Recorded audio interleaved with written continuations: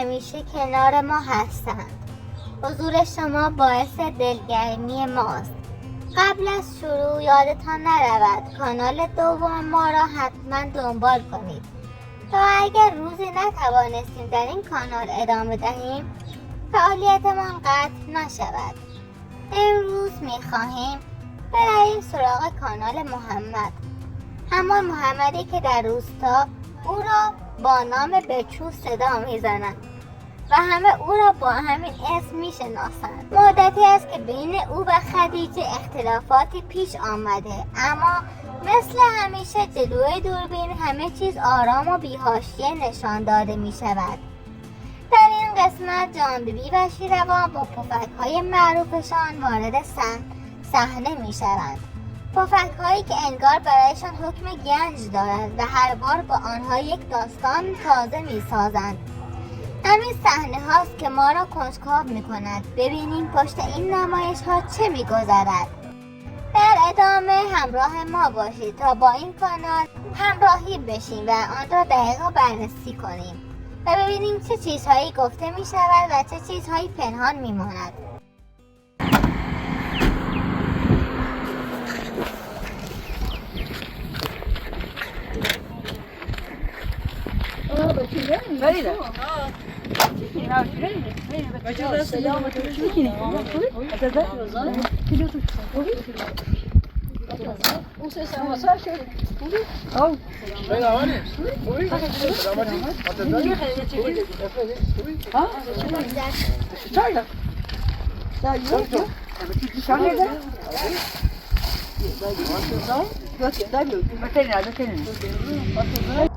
این هم از پفک‌های جان بیبی و شیروان برای محمد و خدیجه.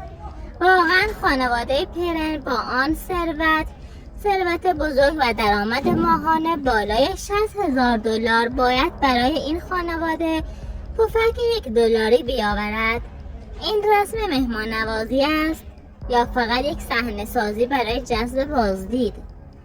از یک طرف میگویند کبرا قرار است عروس خانواده پرن شود، از طرف دیگر با چنین پذیرایی ساده‌ای میخواهند دل خانواده محمد را به دست بیاورند.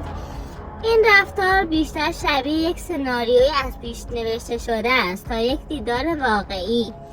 شیروان و جان بیبی فقط برای یک تفریح کوتاه به دیدار خانواده محمد آمده‌اند، در حالی که زمین‌های اصلی کشاورزیشان در همین منطقه است و حتی از همان زمین‌ها هم فیلمبرداری نمی‌کنند. چرا؟ چون هدف اصلی ساختن داستان و نقش بازی کردن است، نه نشان دادن واقعیت زندگیشان. از طرف دیگر خود محمد هم بعد از اینکه کانال قبلیش را از دست داد، حالا از نام و شهرت پرن استفاده می‌کند تا بازدید کانالش بالا برود. جالب‌تر اینه که اسم واقعی محمد در میان اقوام ما بچو است و همه او را با این نام محلی صدا میزنند، اما در ویدیوها با نام محمد ظاهر می شود تا رسمی‌تر و جذاب‌تر به نظر برسه. در مجموع این دیدار و این پذیرایی ساده بیشتر از اینکه یک رابطه خانوادگی باشد یک نمایش حساب شده است. نمایشی که هر دو طرف از آن برای بالا بردن بازدید و درآمد استفاده می کنند.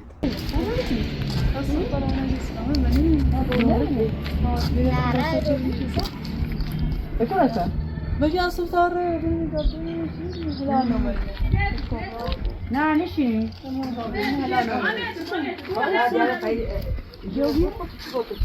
نه خیلی خوبی ما چه خبر تکنی؟ خوبی خواه اون فتت چه بیشتر زنده ناشه میره زنده کنی سی بچو خدیده؟ خدیده تا بچردی دوباره پایین نظر چی خش زنده ایش بشه یه چاشانه یا خواهی خوی اختار داره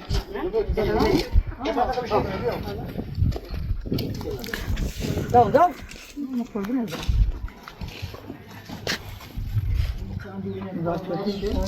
شد بخت بودن جزی آنها فاتم اومد نه بین خوبه رو تو راست کنه در قشنگ ما عربی نیستی میشه خوبه بده خدام چی بیاد خیلی بده توربه دوزی ها یه چه دو بده توربه سیمونی دوزی نه جو یه چی بدو سیمو یه دوزی سیمو ده ستنا وقت فریده و کار تکنی میگم زنده تکنی اوسو در بیا ایره کار کنی ها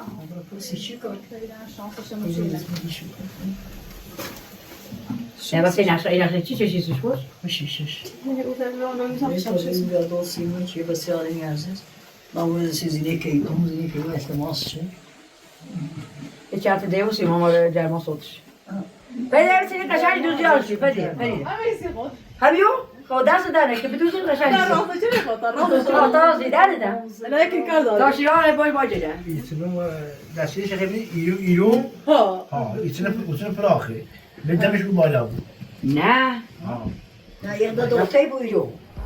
در ادامه ماجرا جانببی رو به فریده میگوید تو چرا زندگی خودت را رها کرده ای و آمده ای برای محمد و خدیجه کار میکنی؟ چرا زندگی خودت را مدیریت نکردی؟ این حرفها فقط یک گلایه ساده نیست، پشتش یک واقعیت تلخ وجود دارد. فریده مدتی است که میخواهد از همسرش جدا شود و به خانه پدرش برگشته. هنوز دلیل دقیق جدایی مشخص نیست، اما همه میدانند که بین آنها اختلافات زیادی بوده و فریده دیگر نتوانسته آن شرایط سخت را تحمل کند. حالا این وضعیت جانببی او را سرزنش میکند که چرا به جای رسیدگی به زندگی خودش درگیر کارهای خانه محمد و خدیجه شده است. از طرف دیگر گویا بین خدیجه و محمد هم اختلافهایی وجود دارد. جانببی با عصبانیت رو به خدیجه میگوید محمد کجاست؟ چرا اینجا نیست؟ میخواستم با او دعوا کنم و از تو دفاع کنم. این جمله نشان میدهد که حتی جانببی هم از رفتارهای محمد ناراضی است و میخواهد طرف خدیجه را بگیرد. در همین لحظه خانم بیبی وارد صحبت می شود و می گوید خدیجه مثل یک زن بزرگ تمام زندگی ما را مدیریت می کند. رفتار محمد با او درست نیست. این حرفها تصویر واضحی از وضعیت خانواده می دهد. خدیجه زنی است که بار اصلی زندگی را به دوش می کشد. اما رفتار محمد با او مناسب نیست و فریده زنی است که از فشارهای زندگی مشترک خسته شده و به خانه پدرش پناه آورده. انا رونشو خوبه کبرا تا درسش بیارم اونم باقی تشون های درس چه کن کبرا؟ کبرا همین این سری بیورزی ایرشاد از آنی کوی خونی پس رو بیش فاطمه نده هده همون چو بینه و چه پس کبرا پارسون بی مادر دست اینونی دست ایسا کوی بچه چون خواستم درا باش کنو چقدره خدیزه زنده خدیزه روزگاره خدیزه من این هونه همون چی بگه نبود چی؟ خود بنه خدیزه نبود مازن کردامی؟ خدیزه تجایه زنده که نیست را عشقین حالا یا اون بچه هم بشار سرشه چو شرط ما بود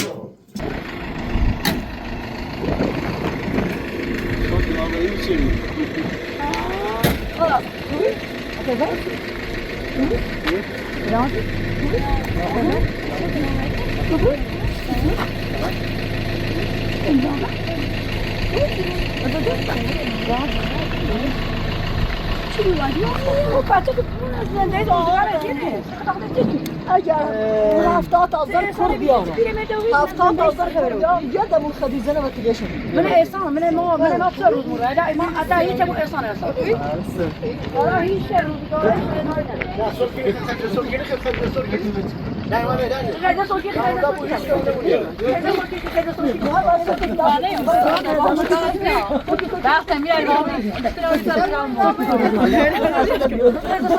من نخواهی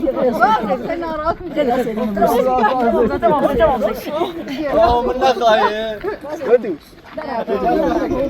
نه ما کاری بمرزا بس هیچ کمو نمونی های بفر نه قربون بخوانی که واسه بمرزا هیچ کمو نمونی اما مثلا کو هیچ کمو نمونی با سلام کو کو زن نمونی لا لا لا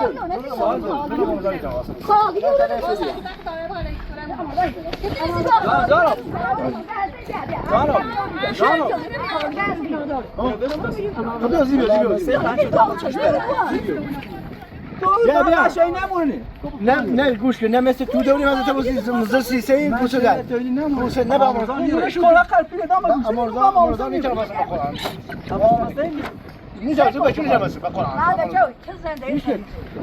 حضرت بوسی اگر این گوه میلتی نگوه توسی تو رو بدن دلیلی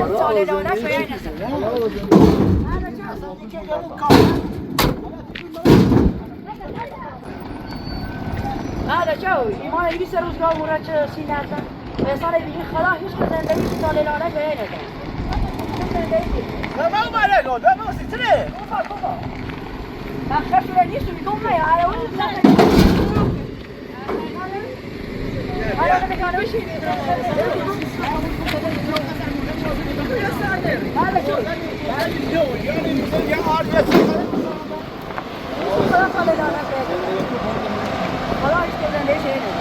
بیا ساده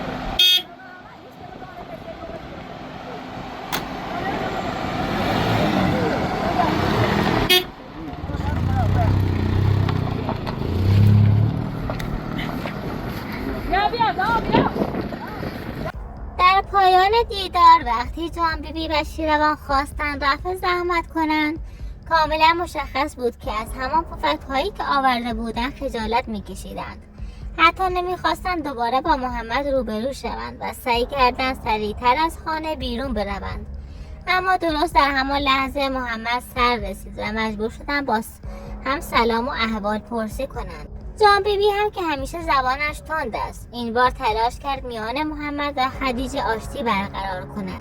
اما محمد به قدری خجالتی و معذب بود که حتی نمیتوانست درست حرف بزند و نکته اینجاست این صحنه کامل ساختگی نبود و واقعا میان خدیجه و محمد اختلافاتی وجود دارد، اختلافاتی که حتی خود جان بیبی هم به آنها اعتراف کرد. او رو به محمد گفت سرنوشت نجمه را دیدید؟ هنوز هم آن روزها در عذابی نگذارید زندگی تو فریده هم مثل زندگی نجمه شود. این جمله سنگین ترین بخش ماجرا بود. بخاطر من زیاده باشم دستی تو متوسطا دستشون بشه خیلی میده خیلی داود میده خیلی ايش هبرس دا ابلو بوتاز هذا بسرعة اینم به خدیجه اینم به فریده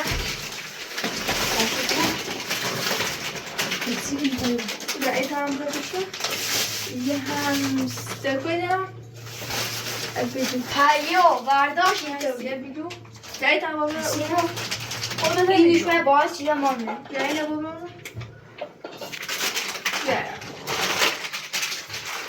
در خوش یه خیده ده بمونم ده بمونم خواه به جفتر رو من خواستیم تو جدا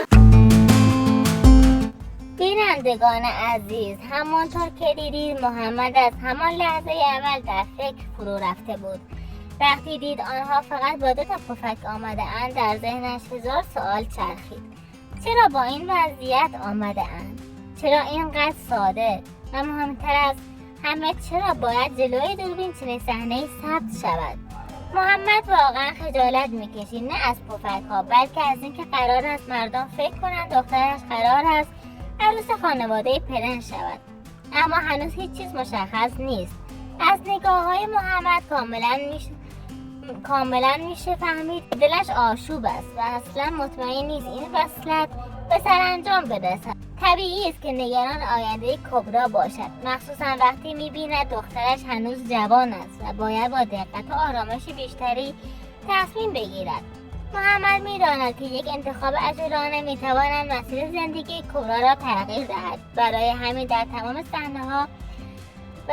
صحنه ها میشود دید که نگاهش پر از فکر و دودلی است. در نهایت مثل همیشه از شما عزیزان ممنونیم که با صبر و حوصله همراه ما هستید و با حمایت های گرمتان دلگرمی میدهید.